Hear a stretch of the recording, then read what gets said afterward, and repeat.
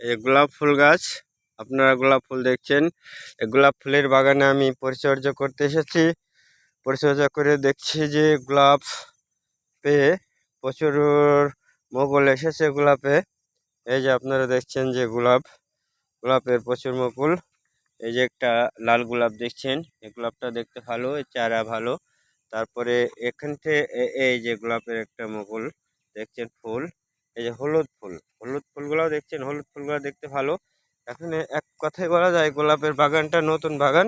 এই বাগান থেকে চারা উৎপাদন করা হয়। এই যে কাটিং করে ডাল কাটিং করে চারা উৎপাদন করা হয়। আর যেটা বাদ আছে এটা আপনার ফুল হয়েছে, তবে গোলাপে প্রচুর ফুল হয়েছে।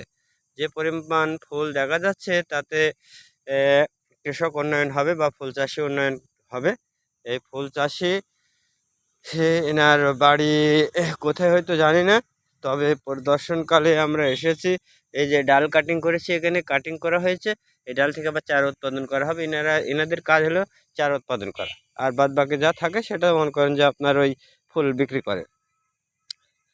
তবে এখানে গোলাপে প্রচুর ফুল এসেছে, প্রচুর ফুল এসেছে। গোলাপ বাগান দেখছেন, আপনারা দেখছেন গোলাপে প্রচুর ফুল এসেছে। ফুল বিক্রি করে হয়তো অনেক হাই করা সম্ভব। দেখছেন এই যে হলুদ ফুল এসেছে।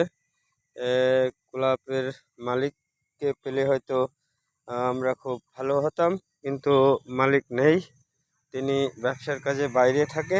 তিনি একজন ফুলের বড় ব্যবসায়িক।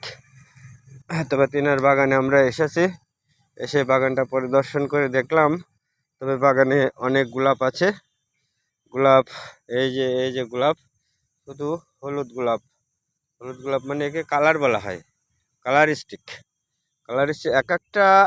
এই যে আপনারা যেটা দেখছেন, এই স্টিকটার দাম হলো 15, এখন বর্তমান বাজারে হলো 35 টাকা পিস। 35 টাকা পিস হিসাবে এখন বর্তমান চলছে। আর একটা গোলাপ আপনাদের দেখাবো, যে গোলাপটা দাম আরেকটু বেশি।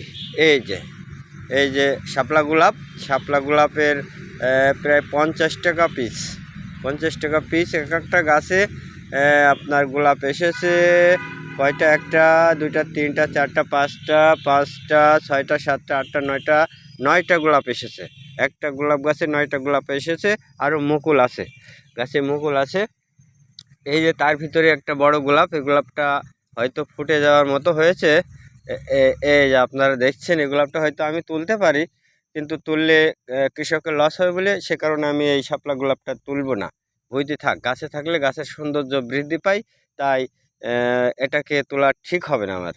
কিন্তু তবু মালিক নেই, মালিক পক্ষ না থাকার কারণে তো আমি ওতে হাতেই লাগাতে চাচ্ছিলাম না, তবে তাও লাগালাম আপনাদের দেখানোর জন্য। তবে গোলাপগুলা খুবই ভালো গোলাপ। এই গোলাপ এই যে দেখছেন এখানে, গোলাপগুলা খুব মানুষের মনকে আকৃষ্ট করে নিতে পারে। এই যে আমি 3টা গোলাপ একসাথে ধরলাম, ধরে 3টা গোলাপ নড়ছে। তবে এগুলো হলো শাপলা গোলাপ বলা হয় একে, শাপলা গোলাপগুলো দেখতে ভালো। এই যে আপনার হলুদ গোলাপও ভালো। তবে এক কথায় এটা হলো কালার স্টিক বাগান। এই কালার স্টিক বাগানে আপনার হলো গোলাপের বাগান। এখান থেকে চারা উৎপাদন করা হয় এবং এখান থেকে চারা বিভিন্ন জায়গায় দেওয়া হয়। আপনারা চারা নিলে যোগাযোগ করতে পারেন, স্ক্রিনে নাম্বার দেওয়া হবে, নাম্বারে যোগাযোগ করে চারা নিতে পারেন। কালার স্টিকের চারা আমার তো নাই বাগানটা, তবে আমার সাথে যোগাযোগ করলে ওই চারা দিতে পারবো। তবে এই যে আরেকটা একে বলা হয় শাপলা গোলাপ দেখতে খুব সুন্দর। হলুদ গোলাপের চেয়েও শাপলা গোলাপ অনেক ভালো। গোলাপটা এই যে একটা গোলাপ দেখছেন, এই গোলাপটা পোকা লেগেছে। এই যে এই জায়গাটায় পোকায় আক্রমণ করেছে। তবে গোলাপটা পোকা থেকে বিরত রাখতে হবে, এবং পোকা কিভাবে ঠেকানো যায় সে পরামর্শ হয়তো আমরা আজকে বাগান মালিককে দিতাম, কিন্তু বাগান মালিককে না পাওয়ার কারণে পরামর্শটা দিতে পারছি না।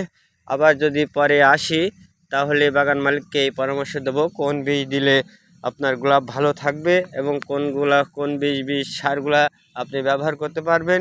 এ বলে আমি এই গোলাপের বাগান থেকে বিদায় নিচ্ছি। ইনশাল্লাহ আবার হয়তো এই গোলাপের বাগানে আসতে পারি। তবে এই বলে আমি আমার সংক্ষিপ্ত বক্তব্য শেষ করছি। খুদা হাফেজ।